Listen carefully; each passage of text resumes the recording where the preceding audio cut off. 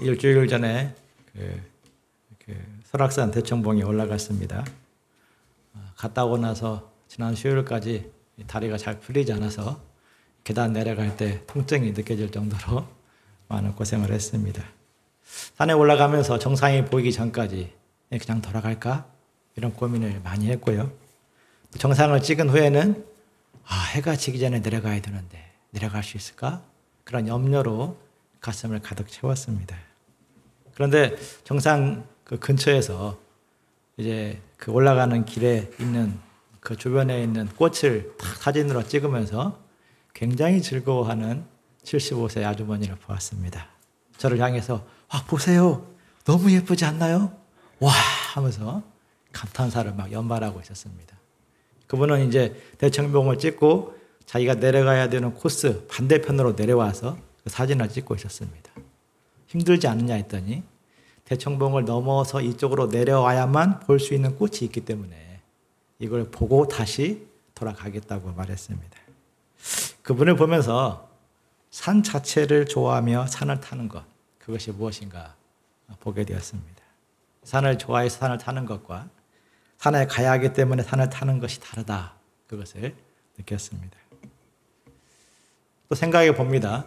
복음 진리를 좋아해서 신앙의 여정을 걷는 것과 복음적으로 살아야 되기 때문에 신앙의 여정을 걷는 것, 그것 또한 굉장히 다르지 않는가, 굉장히 색깔이 다르지 않는가 생각을 해보게 됩니다. 우리가 복음 진리 자체로 기뻐하고 거기에 집중할 수 있다면 신앙의 그림이 상당히 많이 달라지지 않을까 생각을 해보게 됩니다.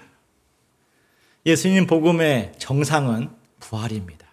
오늘의 이 부활의 진리는 예수님 복음 안에 담겨있는 큰 여러 가지 진리 중에 가장 우뚝 서 있는 진리라 할 수 있습니다. 이 진리는 세상의 어떤 진리와도 비교할 수 없는 최고의 진리입니다. 이 부활의 진리에 집중하여서 기쁨을 얻고 힘차게 신앙의 여정을 갈 수 있기를 기도합니다. 1절을 보십시오. 안식구 첫날 아침 예수님이 죽은 지 사흘째 되는 날 새벽이었습니다.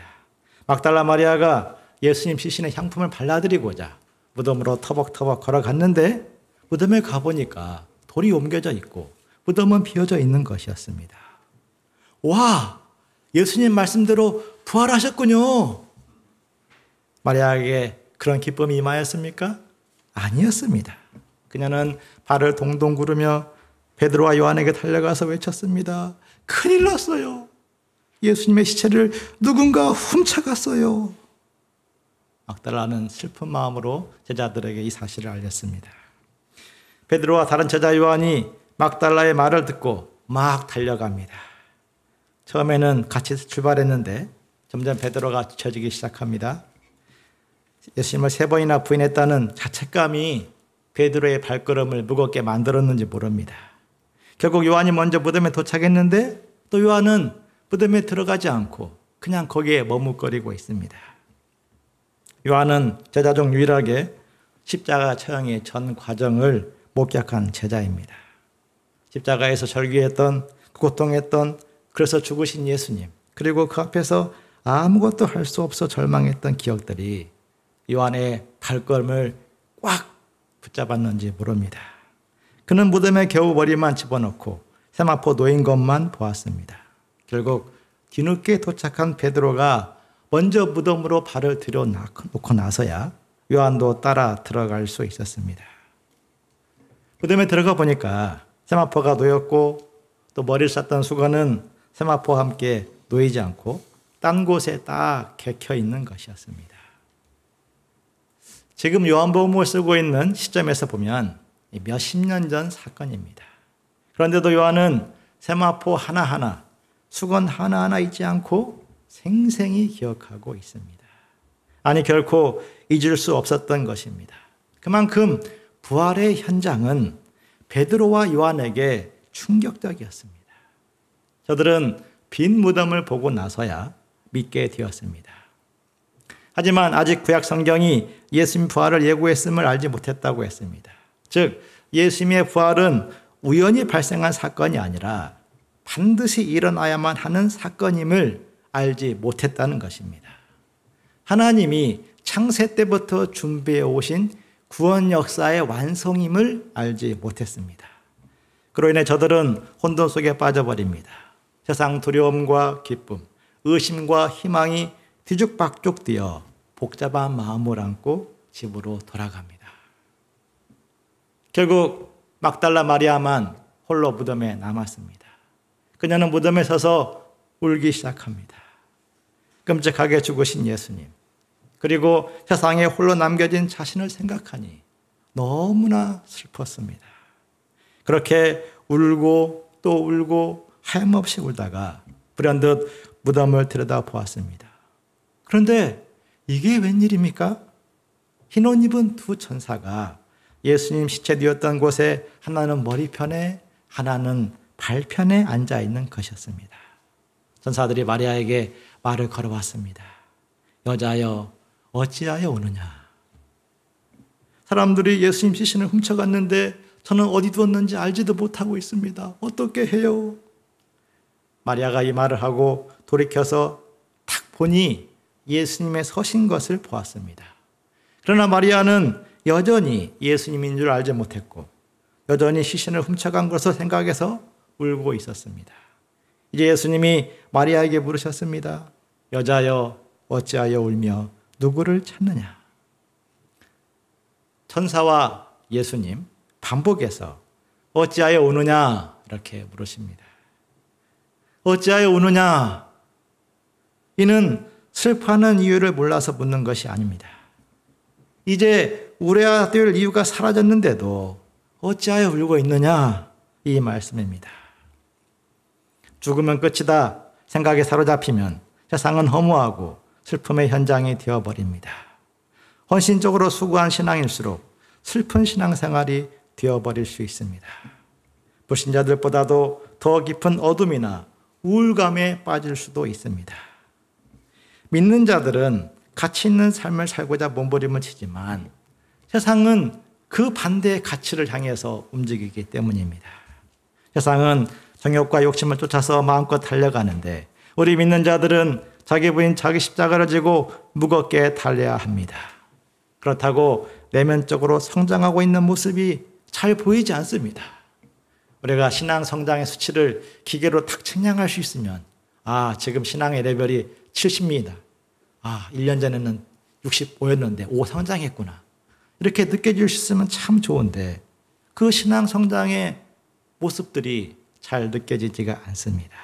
어떤 때에는 이전보다 퇴보하는 것처럼 느껴지기도 합니다. 하나님 사랑, 이웃 사랑의 길은 때때로 결코 달콤하지가 않습니다. 의인 예수님이 죽음을 당한 것처럼 한 영혼을 섬기는 목자 생활도 그러할 수 있습니다. 자기를 피워 마음으로 사랑했는데 저기 쓴 상처나 빈 그물로 돌아오기도 합니다. 죄와 씨름하며 해산의 수고를 감당했는데 부족하다, 상처받았다, 사랑이 아니다, 비난의 화살로 되돌아오기도 합니다. 4050 가운데 우울감에 빠지는 분들이 많다고 합니다. 젊은 날 정말 열심히 수고하여서 집을 준비하고 부모와 자녀를 돌보고 헌신적으로 살아왔는데 부모는 점점 늙어버리고 머리 큰 자녀들은 고마울 줄 모르고 현실의 짐은 나날이 무거워지고 몸과 에너지는 점점 쇠해지기 때문입니다. 부활이 없다면 사랑하고 수고하며 십자가를 지기 위해 애쓰며 살아온 스스로에 대해서 미련한 바보처럼 볼 수 있습니다. 지금 울고 있는 마리아가 그러한 모습의 대표입니다. 어찌하여 우느냐? 이는 예수님 부활로 말미암아 새로운 세상이 열렸다는 말씀입니다. 예수님은 죽은 자 가운데서 다시 살아나심으로 잠자는 자들의 첫 열매가 되셨습니다. 예수님 부활은 그를 믿는 자들에게 최후의 승리를 보증하십니다. 고린도전서 5장 15장 51절 52절은 말씀합니다. 보라, 내가 너희에게 비밀을 말하노니 우리가 다 잠잘 것이 아니요 마지막 나팔에 순식간에 후련히 변화되리니 나팔 소리가 나매 죽은 자들이 썩지 아니할 것으로 다시 살고 우리도 변화하리라. 우리도 예수님을 따라서 하늘에 속한 자의 형상을 입게 될 것입니다. 이 땅에 생명을 갖고 태어나는 것이 큰 축복이듯이 영생을 가진 부활의 몸으로 태어나는 것이야말로 가장 놀라운 축복입니다. 부활이 없다면 어떠한 가치, 어떠한 자랑거리도 빛이 되지 못합니다. 그 나라의 영광은 이 땅의 어떠한 고난을 능히 있게 할 만큼 찬란한 것입니다. 예수님은 눈앞의 현실에 붙들려서 슬픔과 어둠에 매몰되기 잘하는 우리들을 향해서 말씀하십니다. 어찌하여 우느냐? 부활하신 주님이 계시기 때문에 믿음의 수고와 노력이 헛되지 않음을 믿습니다. 바울은 부활장에서 결론적으로 말씀했습니다. 그러므로 내 사랑하는 형제들아, 견실하며 흔들리지 말고 항상 주의 일에 더욱 힘쓰는 자들이 되라. 이는 너희 수고가 주 안에서 헛되지 않는 줄을 알매니라. 16절을 보십시오. 예수님이 마리아 이름을 부르자 비로소 마리아의 영혼이 깨어납니다. 귀신 들려 고통했던 그 막달라 마리아를 구원했던 그 음성으로 예수님은 마리아를 불러주신 것입니다. 예수님 말씀이 들리자 어둠과 죽음의 권세가 물러가고 마리아의 영혼이 깨어났습니다. 예수님 말씀에는 놀라운 힘이 있습니다. 어두운 생각에 몰려올수록 그것을 당연하게 여기지 말고 주님 말씀에 귀를 기울여야 됩니다. 지금 나를 향한 예수님 말씀이 떠오를 때 어둠이 물러가고 영적으로 깨어나게 됩니다. 예수님은 마리아에게 제자들에게 전할 메시지를 가르쳐 주십니다. 17절을 보십시오. 같이 읽어보시겠습니다. 시작. 예수께서 이르시되 나를 붙들지 말라. 내가 아직 아버지께로 올라가지 아니하노라. 나는 내 형제들에게 가서 내가 내 아버지 곧 너희 아버지 내 하나님 곧 너희 하나님께로 올라간다 하라. 예수님은 제자들에게 내 형제라고 전하라 말씀하십니다. 성부 하나님을 제자들의 아버지, 제자들의 하나님이라 말씀하라고 하십니다. 부활이 있기 전까지 예수님은 아버지를, 하나님을 나의 아버지로만 부르셨습니다. 그러나 이제는 제자들 모두의 아버지가 되심을 증거하십니다. 예수님 부활은 한 개인의 기적으로 끝나는 것이 아니라 그를 믿는 모든 자들의 신분을 바꾸는 새 역사의 출발점임을 가르쳐 주신 것입니다. 이는 구속 역사와 밀접하게 연결되어 있습니다. 죄와 죽음이 어떻게 시작이 되었습니까? 첫사람 아담이 하나님의 자리에 오르고자 선악과를 먹음으로써 시작이 되었습니다. 계명을 어김으로써 죄가 들어오고 그 결과로 죽음이 모든 인생들 위에 왕노릇하게 되었습니다. 인간은 에덴을 잃고 죄의 종으로 추락했습니다. 하나님은 당신의 아들을 저주받은 세상에 보내셨습니다. 아담은 가장 높은 자리에 오르기 위해서 계명을 어기고 반역을 했는데 하나님의 아들은 가장 낮은 자리로 순종하여 내려갔습니다. 아담은 자신의 후손을 죄의 종으로 만들었는데 예수님은 마귀의 종되었던 자들을 하나님의 자녀가 되게 했습니다. 허무의 종되었던 인생을 영생의 자녀, 생명의 자녀가 되게 했습니다. 예수님 아버지가 우리의 아버지가 되고 예수님의 하나님이 우리의 하나님이 되는 새 시대가 열린 것입니다. 예수님 부활은 그 역사가 완성되었음을 확증하는 증거입니다. 18절을 보십시오. 제자들은 여전히 두려움으로 문을 꽁꽁 걸어 잠그고 있습니다. 두려움에 사로잡히면 어떠한 메시지도 들리지 않음을 보여줍니다. 이 예수님이 제자들을 직접 신방하여 말씀하십니다. 너희에게 평강이 있을지어다. 21절을 보면 또다시 평강이 있을지어다 반복하여 말씀하십니다. 21절도 같이 읽어보시겠습니다. 시작. 예수께서 또 이르시되 너희에게 평강이 있을지어다. 아버지께서 나를 보내신 것 같이 나도 너희를 보내노라. 제자들은 막 두려워 떨고 있는데 예수님은 평강을 말씀하십니다. 제자들은 막 문을 꽁꽁 걸어 잠그고 아무도 들어오지 마 이렇게 방어막을 치고 있는데 예수님은 제자들을 세상으로 보내신다 말씀하십니다. 예수님은 제자들과 전혀 다른 세계에 있습니다. 즉 부활의 믿음이 있느냐 없느냐에 따라 완전히 다른 세계에 사는 것을 볼 수 있습니다. 부활의 믿음이 있어야 수많은 문제 가운데서도 평강을 빼앗기지 않을 수 있고 내게 보내신 사람들에게 끝까지 복음을 전할 수 있습니다. 많은 사람들이 부활의 복음을 저 멀리 떨어진 복음, 삶의 마지막에 가서야 실감할 수 있는 복음처럼 생각을 합니다. 대신 지금 나에게 닥친 현실 문제에 몰입합니다. 부활신앙은 지금의 현실 문제와 별개인 것처럼 생각을 합니다. 우리가 처한 현실은 어느 것 하나 만만한 것이 없습니다. 학업의 십자가, 직장의 십자가, 가정의 십자가, 자녀 양육의 십자가, 견디는 것이 너무나 힘들게 느껴질 때가 있습니다. 어떤 분은 오늘 또 무사히라는 무거운 마음으로 하루를 보낼 때도 있다고 말씀했습니다. 하지만 그럴수록 우리는 부활의 복음 자체에 주목해야 됩니다.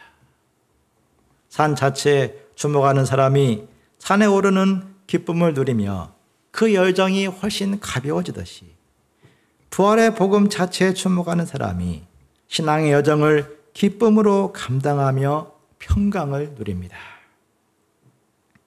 오래전 재민 사모는 복지회관에서 만났던 어떤 분의 이야기를 들려주었는데 저는 아직도 그 이야기를 기억하고 있습니다.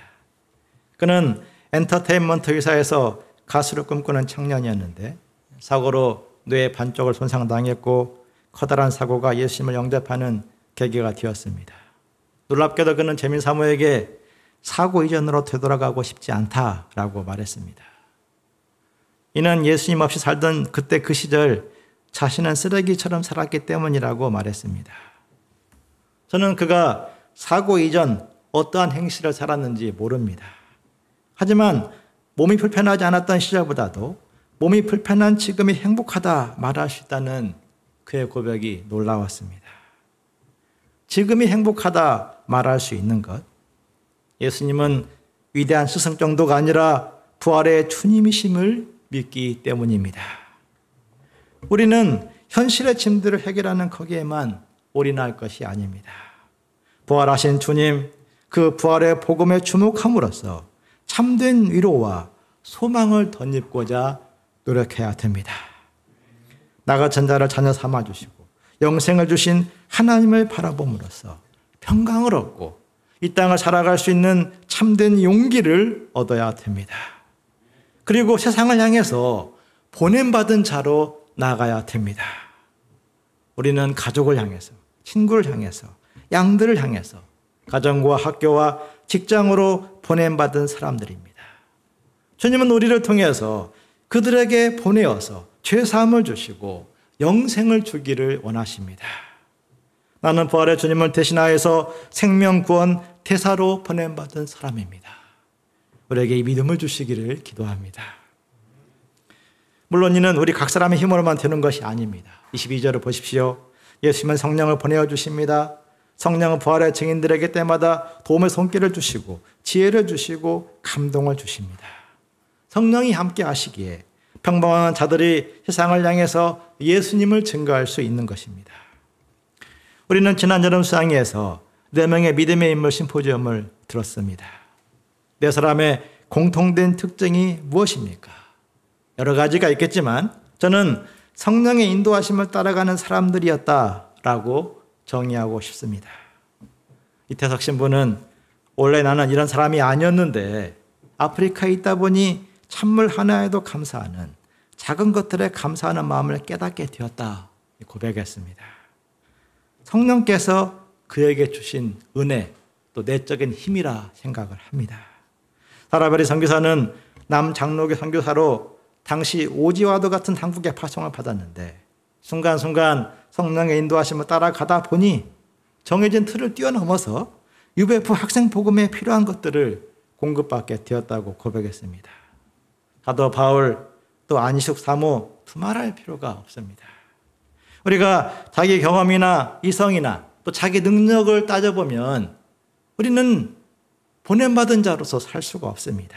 그러나 그런 세계에서 나와서 성령의 음성에 귀를 기울이면 성령은 지혜를 주시고 능력을 주시고 새 일을 하시고 또한 세기를 내십니다. 부활하신 예수님은 택하신 자들을 나홀로 버려두지 않습니다. 예수님은 숨을 내쉬면서 성령을 받으라 말씀하십니다. 예수님과 성령이 하나로 연결되어 있음을 보여주십니다. 부활하신 예수님을 믿는 자들 안에 성령께서 임재하시고 그들과 함께 하십니다. 그런 말미암아서 죄사함을 주시고 생명을 구원하는 도구로 사용하여 주십니다. 우리에게 믿음을 주시기를 기도합니다.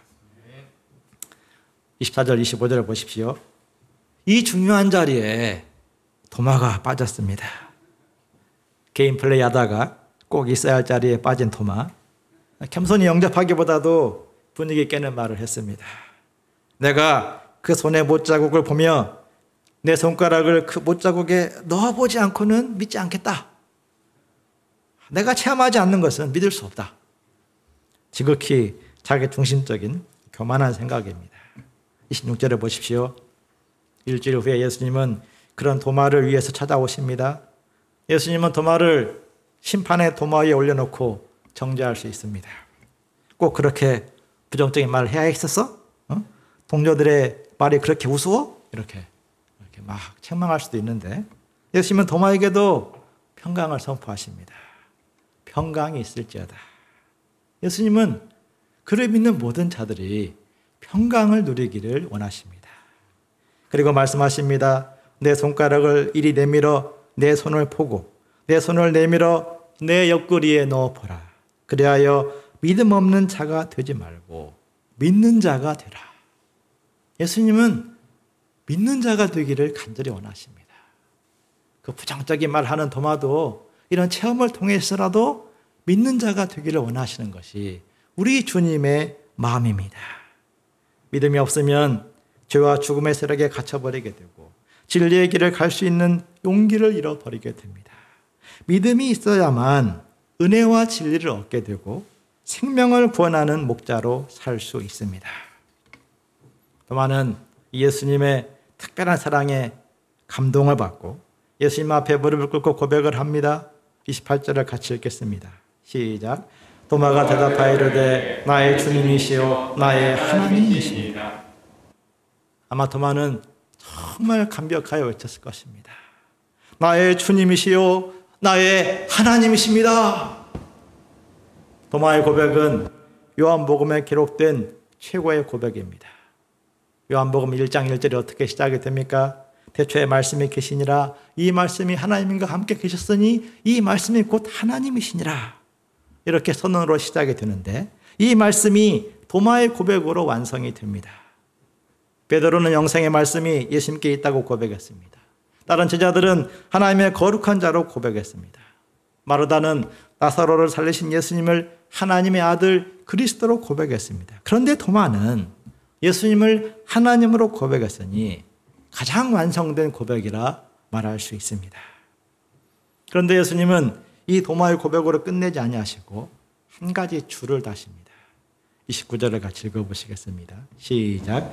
예수께서 이르시되 너는 나를 본고로 믿느냐? 보지 못하고 믿는 자들은 복되도다 하시니라.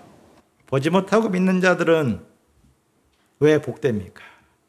보지 못하고 믿는 것은 사건 체험이 아닌 말씀을 들음으로써 믿는 것을 말합니다. 우리는 이왕이면 보고 믿고 싶습니다. 이전에 양들과 성경 공부하다가 간혹 이런 질문을 받을 때가 있습니다. 목사님, 꿈에서라도 천국이나 지옥을 한번 보고 온다면 제대로 믿을 수 있을 것 같습니다. 하나님이 저를 사랑하신다면 그런 체험을 주시면 좋겠습니다. 저에게는 왜 그런 체험이 없을까요? 저는 어떤 분에게 되물었던 기억이 있습니다. 특별한 체험을 주시는 것은 목숨 내놓고 주와 복음을 위해 섬기라는 뜻인 것 같은데 그럴 마음은 준비되어 있나요? 이렇게 물어보았던 기억이 납니다. 우리는 특별한 영적 체험을 특별한 사랑의 손길로 느낍니다. 그러나 예수님은 보지 못하고 믿는 자들이 복되다, 오히려 복되다 말씀하십니다. 이는 체험에만 기록된 기초한 믿음은 이전과 다른 사건을 만나면 위기를 겪을 수 있기 때문입니다. 또 체험 이후의 것들에 대해서는 무시하고 배척함으로써 한쪽으로 치우칠 위험도 있습니다.